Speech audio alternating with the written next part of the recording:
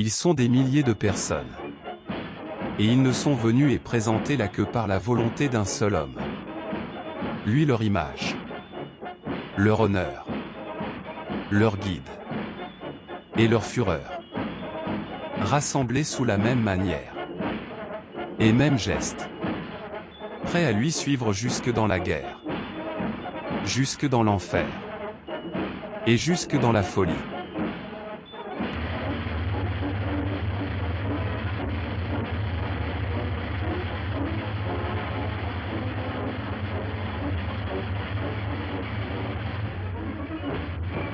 Cet homme a une histoire unique qui n'est identique à aucune autre. Cet homme est Adolf Hitler, qui a marqué l'histoire du XXe siècle. Avec ses discours passionnés et sa capacité à rallier les foules, dont nous allons vous présenter dans cette vidéo à travers un résumé clair et concis. À partir de sa montée au pouvoir en Allemagne et des événements marquants de son règne, ainsi que de son importance pour l'histoire moderne. Nous allons explorer les moments clés de sa vie et examiner comment ses actions ont influencé l'histoire mondiale.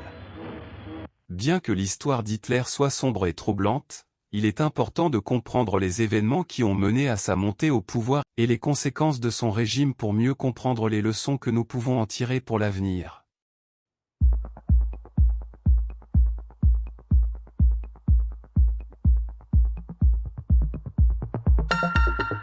Adolf Hitler est né le 20 avril 1889 à Braunau am Inn, une petite ville située dans l'Empire austro-hongrois, aujourd'hui en Autriche.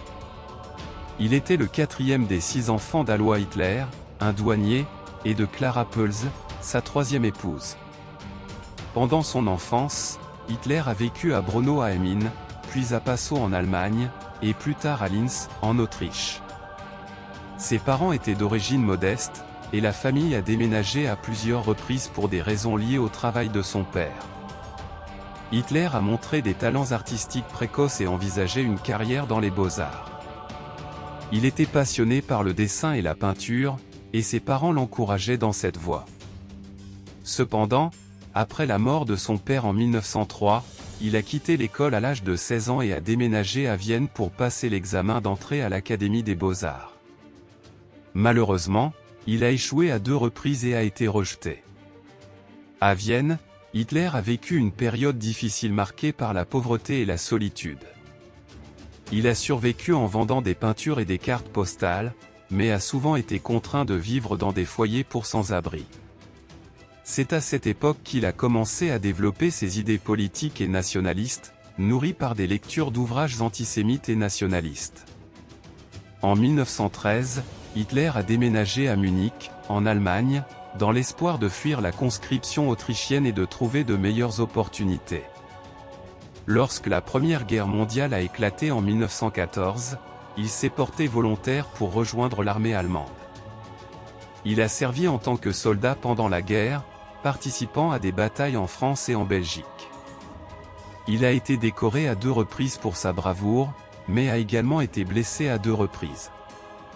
La fin de la guerre a été un moment décisif pour Hitler. Il a été profondément affecté par la défaite de l'Allemagne et a ressenti un fort ressentiment envers les puissances alliées, qu'il considérait responsables de l'effondrement de l'Allemagne. C'est à cette époque qu'il a développé une haine particulière envers le traité de Versailles, qu'il considérait comme une injustice imposée à l'Allemagne. Après la guerre, Hitler est resté dans l'armée et a été chargé de surveiller les mouvements politiques de gauche à Munich. C'est à cette époque qu'il a rejoint le Parti ouvrier allemand, DAP, qui deviendra plus tard le parti nazi. Hitler s'est rapidement fait remarquer par ses discours passionnés et sa capacité à rallier les foules. L'enfance et la jeunesse d'Hitler ont joué un rôle déterminant dans la formation de sa personnalité et de ses idées. Ses expériences, notamment ses échecs artistiques, sa frustration face à la pauvreté et son service dans la Première Guerre mondiale, ont contribué à forger sa vision nationaliste et son désir de revanche pour l'Allemagne.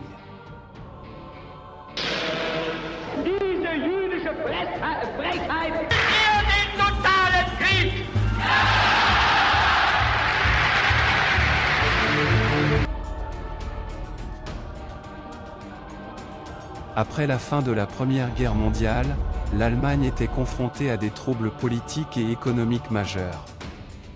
Dans ce contexte de mécontentement généralisé, Hitler a trouvé une opportunité pour promouvoir ses idéologies nationalistes et antisémites.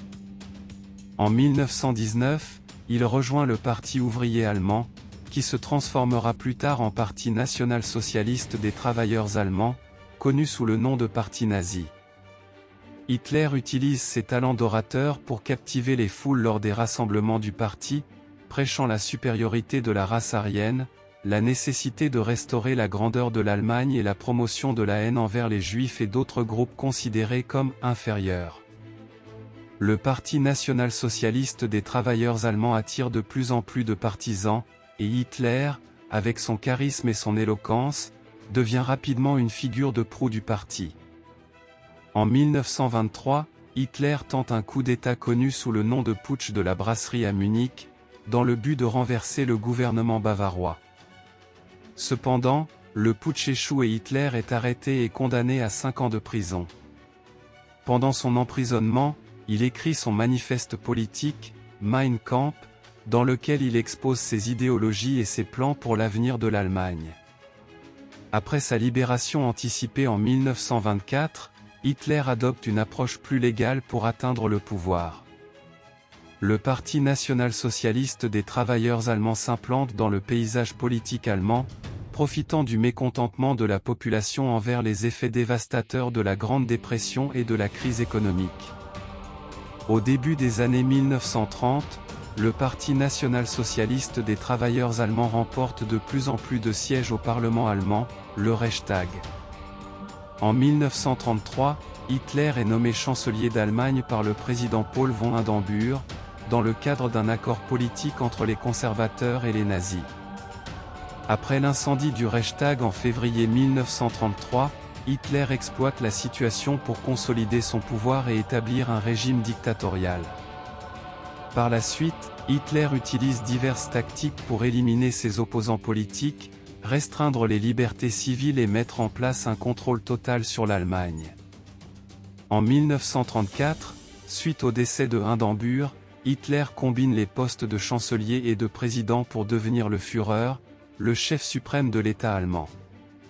La montée au pouvoir d'Hitler a été facilitée par une combinaison de facteurs, notamment la crise économique, le mécontentement populaire et les tactiques politiques habiles de Hitler et du Parti national-socialiste des travailleurs allemands. Son régime dictatorial et ses politiques destructrices ont conduit à la Seconde Guerre mondiale et à l'Holocauste, causant d'immenses souffrances et des millions de morts.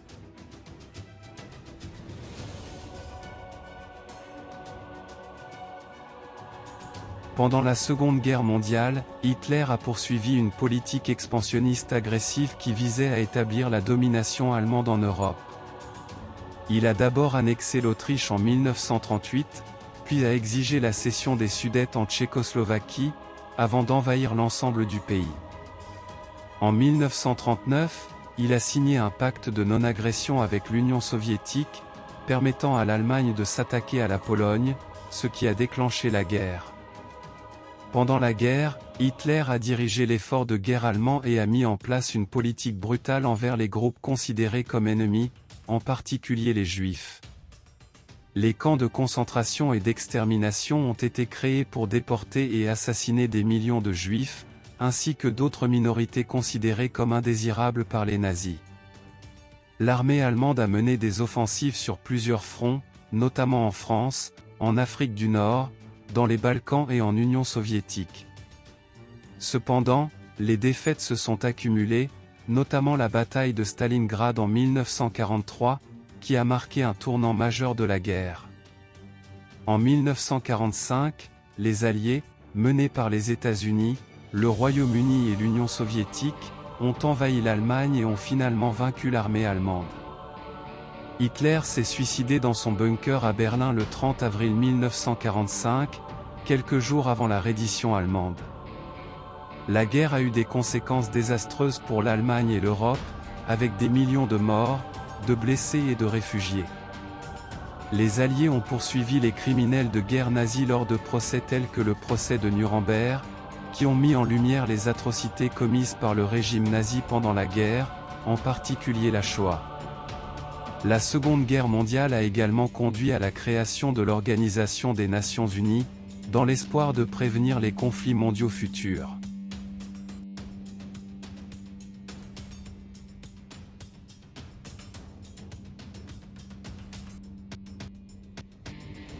La fin de la guerre en Europe a été marquée par la mort d'Hitler.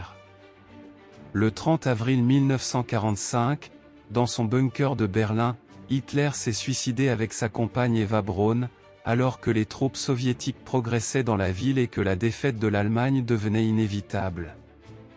Les nazis ont poursuivi la lutte pendant quelques jours, mais le 7 mai, le général allemand Alfred Jodl a signé la reddition inconditionnelle de l'Allemagne à Reims, mettant fin à la guerre en Europe. Les conséquences de la guerre ont été terribles pour l'Allemagne, qui a subi de lourdes pertes en vies humaines, en infrastructures et en territoire. Le pays a été divisé en deux avec la création de la République fédérale d'Allemagne à l'ouest et de la République démocratique allemande à l'est. La division est restée en place pendant près de 40 ans, jusqu'à la chute du mur de Berlin en 1989 et la réunification du pays en 1990. Le règne d'Hitler a eu des conséquences dramatiques pour l'Allemagne et pour le monde. L'Allemagne a subi une perte de prestige et de respectabilité, et a dû faire face à de nombreux défis, notamment la reconstruction du pays et la réintégration dans la communauté internationale. Les conséquences mondiales ont également été importantes, car la guerre a entraîné la mort de millions de personnes et a profondément marqué l'histoire du XXe siècle. Elle a également mis en lumière les dangers du nationalisme extrême, de la haine raciale et de la discrimination, et a renforcé la nécessité de protéger les droits de l'homme et de promouvoir la paix et la coopération internationale. Les procès de Nuremberg ont été un tournant majeur dans l'histoire du droit international, en établissant la responsabilité pénale individuelle pour les crimes de guerre, les crimes contre l'humanité et les crimes de génocide.